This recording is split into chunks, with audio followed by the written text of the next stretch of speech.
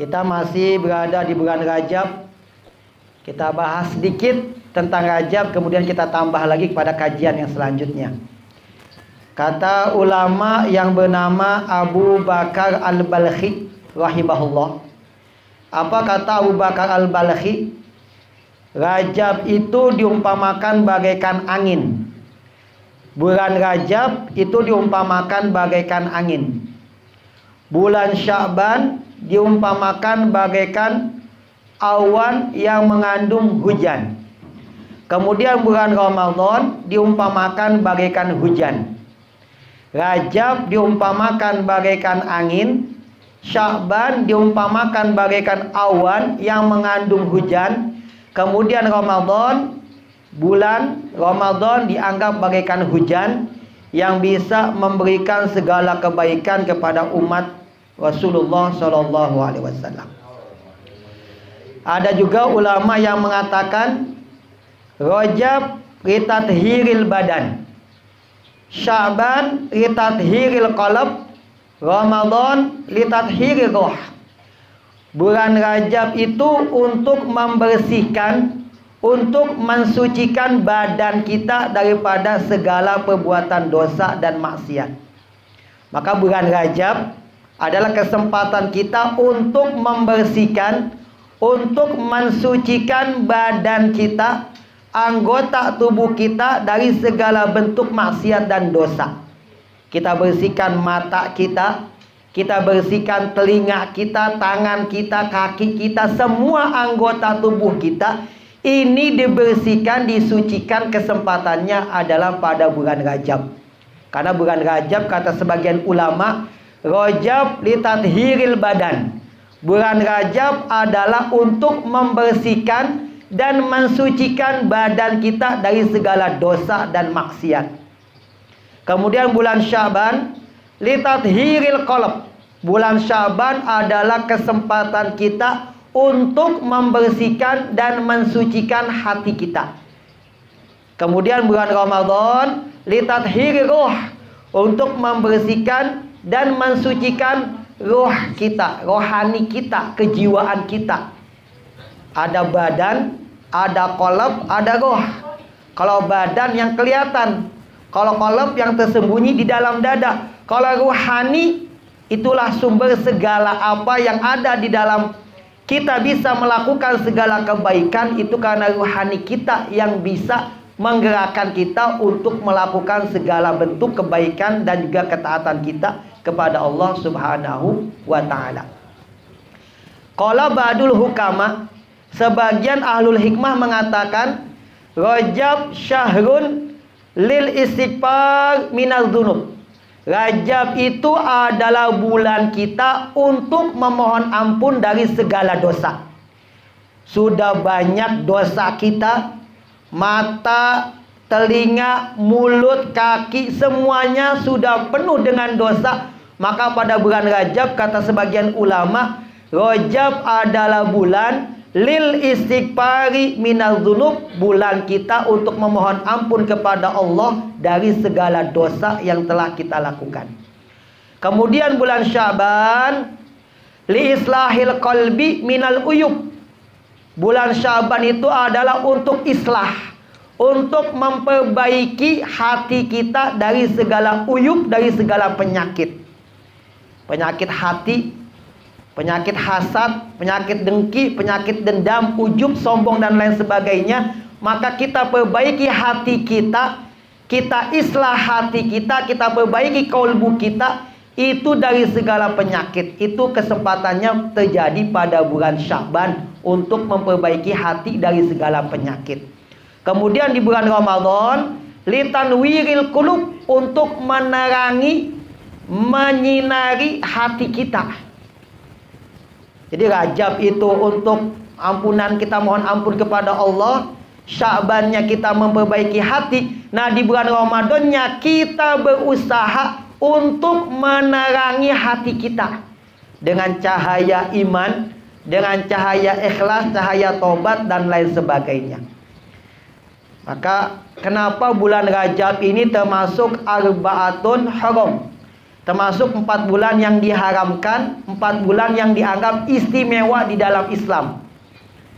Li'anna ta'a fiha aktsaru sawaban wal ma'siyata fiha asyaddu iqaban.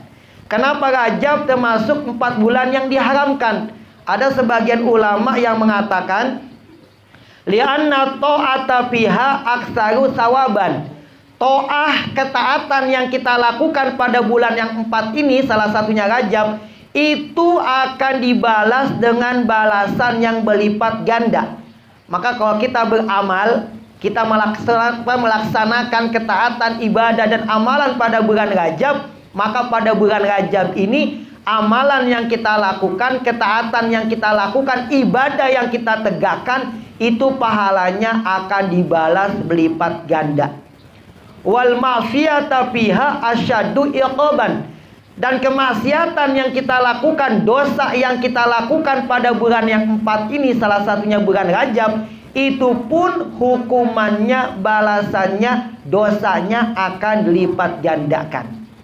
Maka kalau kita melakukan kebaikan pada bulan yang 4, Dzulqa'dah, Dzulhijjah, Muharram dan Rajab, kita melakukan amalan kebaikan dan ketaatan, maka pahalanya akan dilipat gandakan. Begitu juga dengan perbuatan maksiat yang kita lakukan pada bulan yang 4 ini, maka dosanya pun pasti akan dilipat gandakan. Maka 4 bulan ini dinamakan dengan bulan haram, bulan yang diharamkan, bulan yang disucikan, bulan yang diistimewakan oleh Allah Subhanahu wa ta'ala.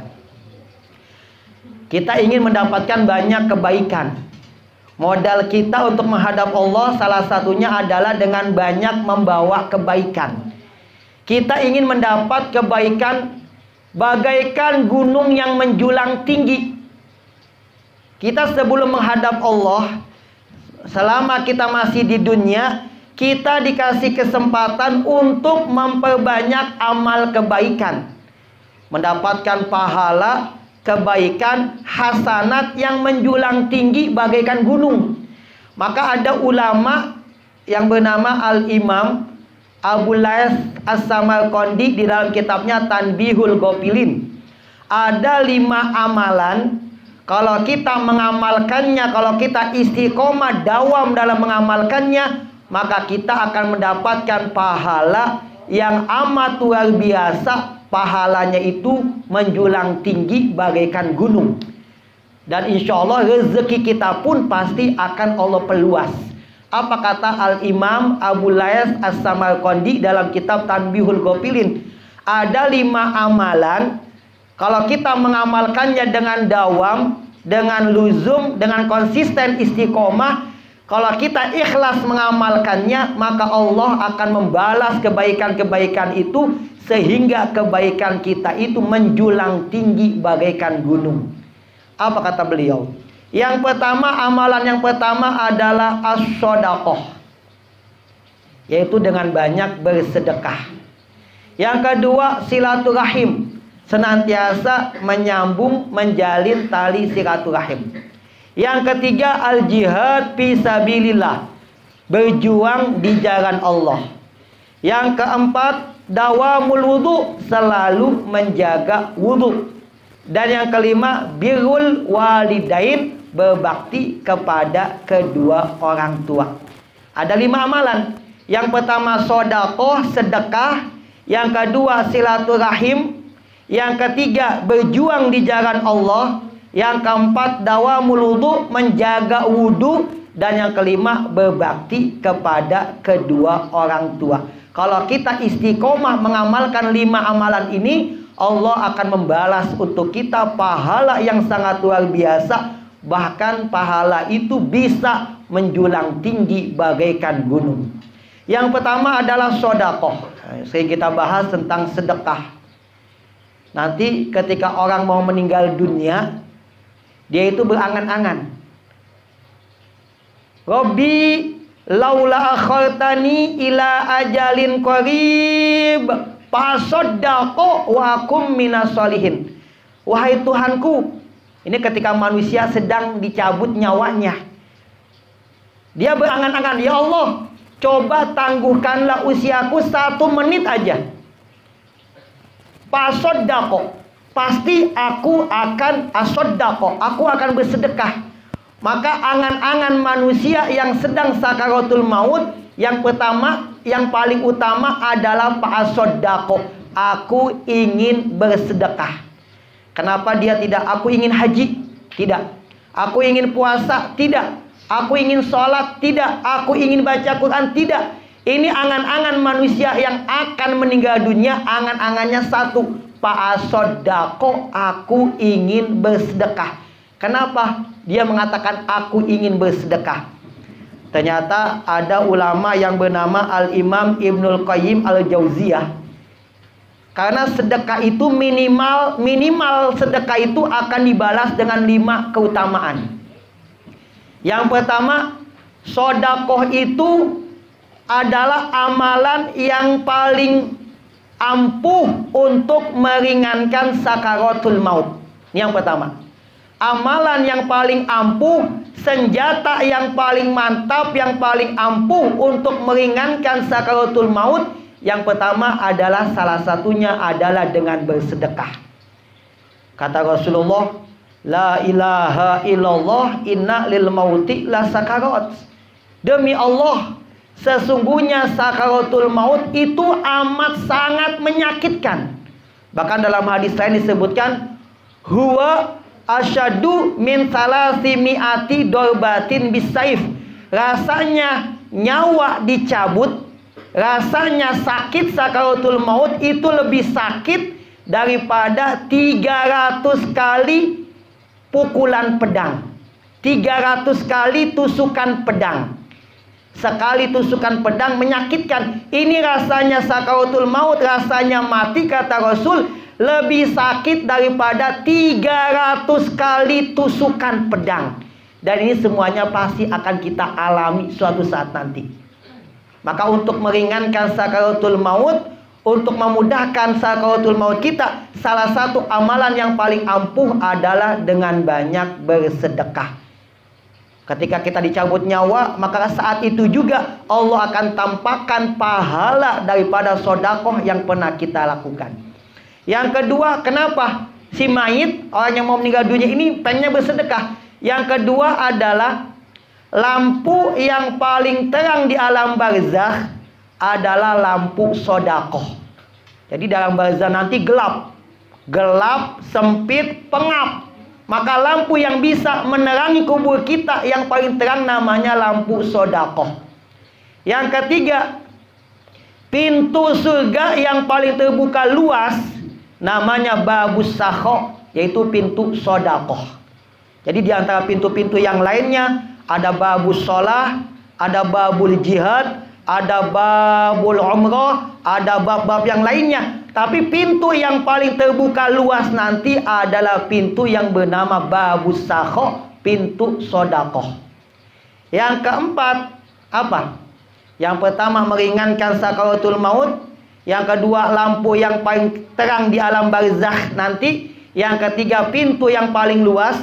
Yang keempat adalah bahwa tanda amalan kita diterima Allah, tanda sholat kita dikabul, tanda ngaji kita, sedekah kita, ibadah kita dikabul adalah ketika kita suka untuk bersedekah. Kalau kita mudah untuk bersedekah, suka untuk bersedekah, itu adalah tanda bahwa amalan kita selama ini Allah kabul. Maka tanda sholat kita dikabul, tandanya apa? Kalau kita suka bersedekah. Kalau kita sholat masih pelit juga, ibadahnya rajin, ngajinya rajin, tapi kalau kita masih pelit juga, itu pertanyaan ibadah kita bisa jadi belum dikabul oleh Allah Subhanahu wa Ta'ala. Maka tanda kabulnya amal, tanda diterimanya amal kita adalah ketika kita suka untuk bersedekah, membantu dan menolong orang lain. Yang kelima, kenapa bersedekah? Karena amalan yang memudahkan hisab kita nanti di hadapan Allah. Hisab kita itu amat sangat sulit. Harta kita ditanya dari mana dapatnya, kemana digunakannya. Untuk memudahkan hisab kita, maka salah satu amalannya adalah dengan banyak bersedekah. Itulah yang memudahkan hisab kita nanti di hadapan Allah Subhanahu wa Ta'ala. Maka ini adalah yang pertama, Kalau kita ingin mendapatkan pahala yang melimpah seluas gunung, amalan utama adalah dengan banyak bersedekah. As-shadaqatu tazidu fil umar wa tamna mitatasu. Sedekah itu bisa menambahkan usia kita dan juga bisa mencegah kita daripada kematian husnul khotimah. Kalau kita mau diselamatkan, mau dijauhkan daripada mati su'ul khotimah, maka perbanyaklah sedekah. Kalau kita pelit, duitnya banyak disimpan doang, itu akan membuat kita mati dalam keadaan su'ul khotimah. Tapi kalau kita suka sedekah, ada pembangunan, ada tetangga yang susah, kita tolong, kita bantu, itulah amalan yang bisa mencegah kita daripada kematian su'ul khotimah. Maka yang pertama adalah sedekah. Amalan yang bisa menyelamatkan kita sampai di hadapan Allah. Amalan yang bisa membuat kita selamat selamanya adalah dengan banyak bersedekah. Ada hadis yang mengatakan, badiru bisedekah, badiru bisedekah, fa innal bala la yatakhattas sedekah. Kata Rasul, cepat-cepatlah kamu untuk melakukan sedekah. Segerakanlah untuk bersedekah. Kenapa? Fa innal bala la yatakhattas sedekah. Karena bala itu tidak bisa mendahului sedekah. Allah tetapkan hari ini kita kena bencana, musibah, kecelakaan. Tapi kalau misalnya malamnya kita sedekah, maka bencana itu akan Allah tolak. Di bala yang akan menimpa kita, bencana atau kecelakaan yang akan kita alami, itu bisa ditolak dengan sedekah. Kata Rasul, badiru bisedekah, cepat-cepat bersedekah. Kenapa? Karena bala bencana tidak bisa mendahului sedekah. Sedekah yang kita berikan itu bisa menolak bencana. Bahkan kata Rasul, inna sedekah tasuddu sab'ina baban min abwabil bala. Sedekah itu bisa menolak 70 pintu bala. 70 pintu bencana, 70 pintu musibah itu bisa ditolak dengan sedekah kalau kita ikhlas lillahi ta'ala. Maka amalan yang pertama adalah sedekah.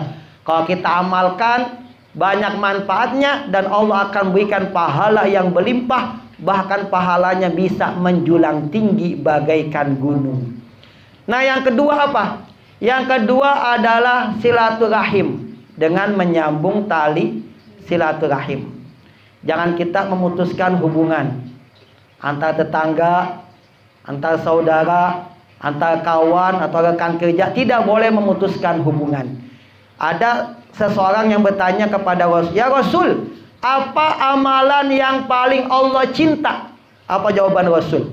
Yang pertama, al-imanu billah, beriman kepada Allah. Summa mah. Kemudian apa lagi? Yang kedua adalah silaturahim. Ini kata Rasul, dua amalan yang paling Allah cinta. Yang pertama, iman kepada Allah. Yang kedua, menjaga tali silaturahim. Kemudian dia nanya lagi, ya Rasul, ayul a'mal abghadu ilallah. Ya Rasul, apa amalan yang paling Allah benci? Yang pertama, al-isyraku billah, menyekutukan Allah. Yang kedua, sumamah. Apalagi ya Rasul? Kata Rasul, qati'atur rahim, memutuskan tali silatu. Jadi yang pertama Allah suka adalah iman dan juga silaturahim. Kemudian yang kedua, amalan yang paling Allah benci, yang paling Allah tidak suka. Yang pertama, menyekutukan Allah, menduakan Allah. Yang kedua adalah memutuskan tali silaturahim. La yadkhulul jannah qati', tidak akan masuk ke dalam surganya Allah orang yang sengaja memutuskan tali silaturahim. Antar tetangga nggak mau nyapa, ketemu buang muka, itu yang bisa menyebabkan tidak adanya keharmonisan dalam kita bermasyarakat. Maka memutuskan hubungan silaturahmi itu adalah dosa yang sangat Allah tidak suka. Ada hadis lain yang mengatakan asraul khair sawaban al-birru wasilatul rahim wa asraul syarr uqubatan al-baghyu wa qati'atul rahim. Ada amalan yang paling cepat dibales pahalanya. Jadi ada amalan yang pahalanya langsung Allah balas. Apa itu? Yang pertama adalah bakti kepada kedua orang tua. Yang kedua adalah silaturahim. Itu dua amalan yang pahalanya cepat Allah balas saat itu juga. Kemudian asrau syarr uqubatan. Ada dua dosa yang pahalanya juga langsung cepat dibalas Allah ketika itu juga. Apa itu? Yang pertama al-baghyu, berbuat zalim. Yang kedua qati'atur rahim, memutuskan tali silaturahim. Itu dosa maksiat yang balasannya langsung Allah balas saat itu juga. Maka kita untuk mendapatkan pahala yang berlimpah, untuk mendapatkan pahala kebaikan yang banyak, kita jaga tali silaturahim, jangan saling memutuskan hubungan. Sehebat apapun ibadah kita, sholat kita, puasa kita, baca Quran kita, kalau kita masih ada rasa dendam, benci, musuh-musuhan terhadap sesama, itu maka ibadah kita bisa jadi sia-sia. Naudzubillah min. Maka yang kedua adalah dengan menguatkan, menjalin hubungan tali silaturahim. Ini adalah amalan yang sangat Rasulullah Shallallahu Alaihi Wasallam senangi. Afsus salam, wat'imut ta'am, wasilul arham. Sambunglah tali silaturahim, tadkhulul jannata bisalam, maka kamu masuk ke dalam surganya Allah dengan selamat. Yaitu dengan menyambung tali silaturahim. Yang ketiga, al-jihad fisabilillah, berjuang di jalan Allah. Yang punya harta dengan hartanya, yang punya tenaga dengan tenaganya, yang punya ilmu dengan ilmunya, yang gak punya apa-apa dengan doa. Itu juga termasuk jihad fisabilillah. Walladzina jahadu bina lanahdiyannahum subulana wa innallaha lama'al muhsinin. Kalau kita berjuang di jalan Allah, Allah pasti akan membukakan segala pintu kebaikan untuk kita. Maka yang ketiga adalah jihad, berjuang di jalan Allah dengan segala apa yang kita miliki. Yang keempat, apa yang keempat, Pak? Yang pertama, sedekah. Yang kedua, silaturahim. Yang ketiga, jihad fisabilillah. Yang keempat, dawamul wudu, selalu menjaga wudu. Innallaha yuhibbut tawwabin wa yuhibbul mutatahhirin. Allah cinta dengan hamba yang selalu bertaubat, dan Allah cinta dengan hamba yang selalu menjaga kesucian. Baik kesucian zahirnya atau juga kesucian batinnya. Maka wudu bukan buat ibadah doang. Kita mau kerja, mau jalan, mau berangkat, usahakan kita dalam keadaan wudu, dalam keadaan suci. Nah, yang kelima adalah birrul walidain, berbakti kepada kedua orang tua. Maka ibadah yang paling utama adalah berbakti kepada kedua orang tua. Ridullah fi ridul walidain, wa sukhtullah fi sukhtil walidain. Ridhonya Allah terletak pada ridhonya orang tua, dan murkanya Allah terletak pada murkanya orang tua. Maka kalau kita mendapatkan ridho orang tua, pasti Allah ridho kepada kita. Tapi kalau orang tua kita murka sama kita, marah sama kita, itu tandanya Allah juga murka kepada kita. Jangan sekali-kali kita menyakiti hati orang tua kita. Kata Rasul, babani muajjalani uqubatuhuma fid dunya al-baghyu wal uquq. Ada dua pintu dosa.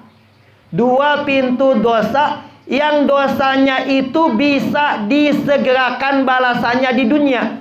Allah akan membalas dosa ini di dunia. Kalau misalnya kita zina, bisa jadi zinanya cuma di akhirat balasannya. Kalau kita mabuk-mabukan, bisa jadi balasannya hanya di akhirat. Kalau kita ngambil punya orang, kita maling, mungkin balasannya hanya di akhirat. Tapi ada dua pintu dosa, Kalau kita melakukannya, Allah akan membalasnya bukan hanya di akhirat, tapi di dunia pun akan disegerakan balasannya. Apa itu dua pintu dosa? Yang pertama adalah al-baghyu, berbuat zalim. Yang kedua adalah al-uquq, durhaka kepada kedua orang tua. Itu yang balasannya langsung Allah kasih ketika kita masih di dunia. Maka jangan sekali-kali kita menyakiti hati orang tua kita. Ada ulama yang bernama Imam Ibnu Jauzi. Apa kata beliau? Kata Imam Ibnu Jauzi rahimahullah, engkau memandang wajah orang tuamu itu adalah ibadah. Engkau melihat, engkau memandang wajah orang tuamu itu adalah ibadah. Kalau kita memandangnya aja ibadah, kita melihat wajah orang tua kita aja ibadah, apalagi kalau kita berbakti kepada keduanya.